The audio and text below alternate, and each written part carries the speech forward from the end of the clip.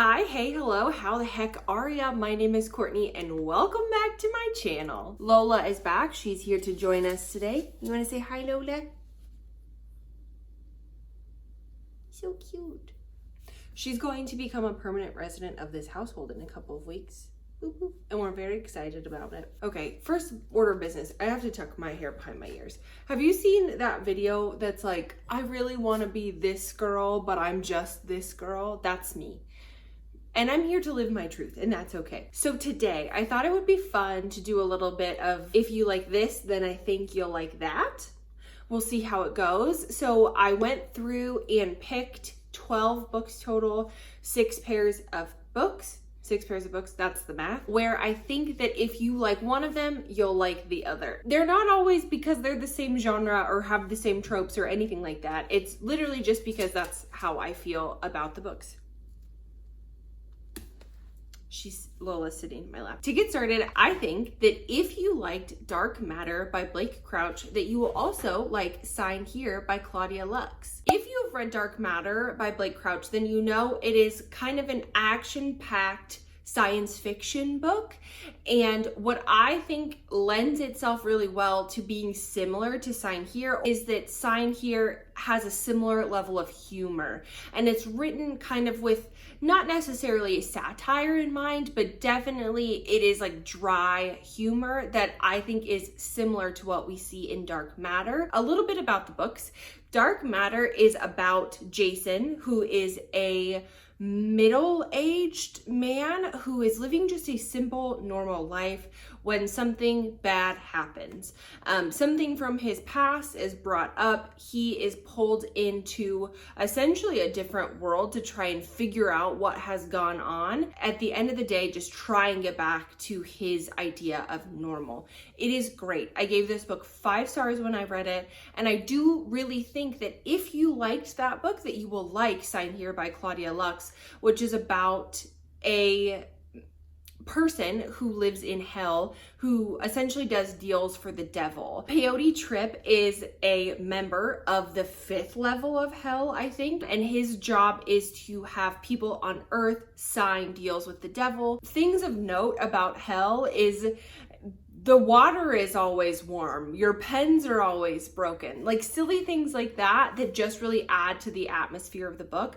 I did give this book 4 stars. I really like it. It is a debut novel by Claudia Lux, so I can't wait to see what she comes out with next. But I highly recommend picking either of these up if you have read the other one and enjoyed it. Moving right along, if you read Nothing to See Here by Kevin Wilson, I think that you will like Really Good Actually by Monica Hazy. Nothing to See Here is a narrative fiction book about a young woman who is kind of down on her luck, and she gets an opportunity to go and nanny for a former college roommate. And the notable thing about this nannying job is that the 2 kids that she'll be nannying catch on fire. They combust. I'm not joking when I say they catch on fire. They literally catch a flame. They are a flame. This book is very lyrical. It's full of metaphors.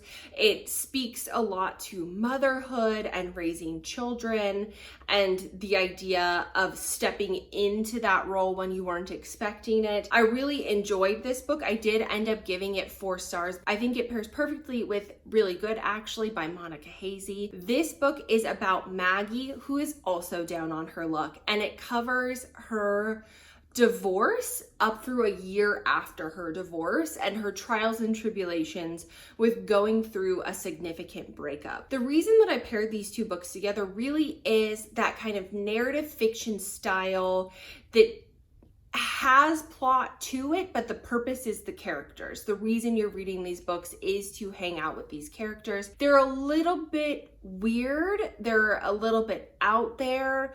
I don't think that they're books for everybody, but I do think that if you enjoyed one of them, that there's a high likelihood that you're going to enjoy the other. So I encourage you to pick one or both of these books up if they are interesting to you. Now, it wouldn't be me if I did not bring up a British cozy romance. So if you have read The Flatshare by Beth O'Leary and liked it, I think that you will like If I Never Met You by Vari McFarlane. You know, you've heard me talk about Vari McFarlane. She's my girl. So when I read The Flatshare and it hit some of the same notes, I knew that she would just be welcomed in to my little trove of British cozy novels. The Flatshare is about Leon and Tiffy, specifically Tiffy, who needs a room. She needs to move out of her ex's apartment and live somewhere else. Leon needs extra money, so he decides to rent out his same flat. They basically, one works nights and one works mornings,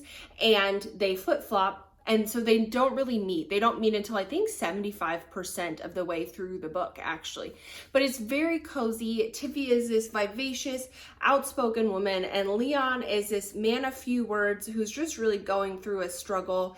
And it's awesome. It's such a fun book. It does get a little bit heavy. It is a cozy book, but there are some more intense themes to it, I guess you could say. But overall, I really enjoyed it. I did rate it 4 stars, and I'm going to compare that directly to If I Never Met You by Vari McFarlane. This is the first book of hers that I read, and it is still my favorite book. This book covers Lori, who is in her early 30s, and her relationship ends suddenly at the beginning of the book. And the book covers Lori trying to piece her life back together, find out what happened at the end of her relationship, and just move forward. I'm sure you've heard me say it before, but Vari McFarlane has a similar structure to most of her books, which is that there is a woman in her early 30s, something is going on with her relationship, and she leaves. She hangs out with her friends a lot. We find out a lot about her life, and then she moves on towards the end of the book. But it's very cozy. It's not intense. You're not like shock and awed about the plot, but you do get to know these characters very intimately, and they both have such a similar cozy vibe that I just really enjoy them, and I highly recommend them to anybody who just needs a cozy romance that isn't going like full throttle the whole time. Speaking of going full throttle, next, I would say that if you enjoyed Love on the Brain by Allie Hazelwood, that you will enjoy Bittersweet by Morgan Elizabeth. Allie Hazelwood is our STEMinist fan Wattpad icon, okay? She writes pretty overt, disguised fanfic about Adam Driver, and we love that. All of the novels that she has put out are about women in STEM, and they're a little bit manic pixie dream girl. The boys are a little bit so hunky, so tall. They're fun books. This book gets a little bit wild at the end, and it's fun the whole way through. It just is a fun time. If you've read it or read any of Allie Hazelwood's books, I think that you should give Bittersweet by Morgan Elizabeth a try. Morgan Elizabeth writes Kindle Unlimited books that she kind of pumps them out. There's a lot. I've read 4 of her books, but Bittersweet is my favorite one, and it is not really a mafia romance, but it has a touch of that. So the craziness that you get in Love on the Brain, I think you'll feel akin to in Bittersweet by Morgan Elizabeth. Bittersweet is a spicy book. It's spicier than Love on the Brain, definitely. So just know that going in, that's kind of the vibe that you'll be getting. Love on the Brain is about Bee, who is in neuroscience. Bee is in neuroengineering, and she gets this really great job offer, but then learns that her college rival, college enemy, college doesn't like me very much, Levi, is the head of that project. Obviously, these two have to work together, and it seems like Levi is sabotaging Bee's ability to work on this team. We see where that comes from in the book, why that all pans out, and the chaos that is this book is just so fun, very lively, and if you just want like a fun romp, this is a good time. And then follow it right up with Bittersweet by Morgan Elizabeth, which is about Lola, who opens a bakery finally of her own accord after getting out from underneath of Daddy's shadow. And unfortunately for her, she opens up her bakery right next to the tattoo shop of Benjamin. Ben, we love a tattooed guy, and he is grumpy. This man is too sassy for his own good, and he immediately takes issue with Lola. We're gonna call that trauma, and he just needs a little bit of therapy. But of course, Lola and Ben have a hate to love relationship, and it is just glorious to watch. Like I said, spicy book. Just keep that in mind, but I do think that if you liked one, you'll like the other, so go ahead and give them a try. Continuing on the chaos train, if you enjoyed Verity by Colleen Hoover, I think that you're going to enjoy The Housemaid by Freida McFadden. I don't think this is a hot take. I'm going to assume most of you have read Verity and The Housemaid, considering how much they have both taken the internet by storm, but I'm just here to give my little stamp of approval on that pairing, okay? Verity by Colleen Hoover is about an author who steps in to finish the contract for a very notorious and famous author, Verity, who has unfortunately found herself in a coma where she is unresponsive. So this lovely writer, I think her name is Lowen, she ends up moving out to Verity's house and trying to finish these manuscripts. We find out that Verity isn't who we think she is, and we uncover this story throughout the book. It is fast, it is crazy, and it's a little bit silly. I didn't love Verity. It was a fun time, not a great time. Me and Colleen Hoover, we don't always see eye to eye. If you enjoyed Verity, I think that you'll enjoy The Housemaid by Freida McFadden, which is a book that I did really enjoy. The Housemaid by Freida McFadden is about a woman whose name I can't remember, and it's not in the synopsis, so I don't know it. She is also down on her luck. The plot of most thriller novels. She's down on her luck, but she gets a job being the housemaid for the Winchesters. The only problem is that Nina Winchester is a little batshit, okay? She is a little off her rocker, and we see that progress throughout the book. So our lovely housemaid is trying to figure out why Nina is crazy, if she can deal with her being crazy, and how to successfully continue keeping house for these people because she needs the money. Like I said, down on her luck.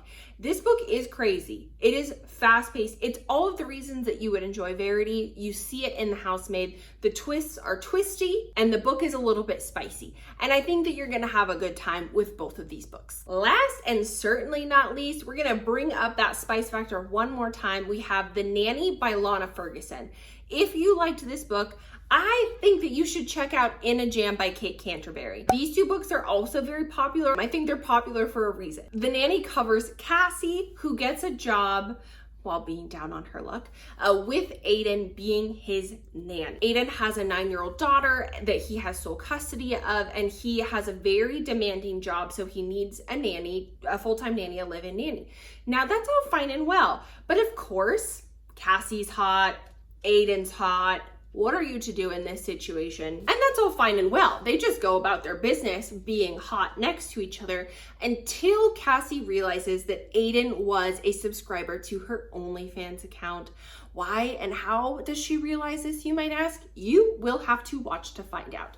But I highly recommend this book. It's so fun. It's so spicy. It's long, which I do think pairs perfectly with In a Jam by Kate Canterbury, which is about Shay, who moves back to a small town and runs into her high school best friend, Noah. Shay has she has a tulip farm that's gifted to her by her now deceased grandma, and she's trying to determine if she should run it. Of course, she's running away from a bad situation in her other life, but we see Shay kind of step into a small town. We see why Noah and Shay aren't on the best terms anymore, and we see at the end of it that Noah is just irrevocably in love with Shay, and we love to see it. The Nanny, In a Jam, both spicy books in a very fun way. I think The Nanny, you can kind of see it coming. OnlyFans is a topic not known for being the most PG of websites, you know?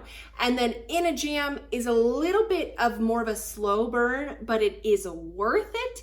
If you are somebody who likes a big, chunky romance novel, I recommend both of these books, and I think that you'll have a great time reading them. That was a lot of talking from me, but I hope that you got a decent recommendation out of here. I loved pairing these books up. It was honestly quite fun trying to figure out why I thought one book worked with another, and I hope that you found a recommendation out of these. If you did, please let me know down below, or if there's any books in the similar veins of the ones I shared today, please comment those as well. Thank you so much for watching, and I will see you next time. Bye. You want to say bye, Lola?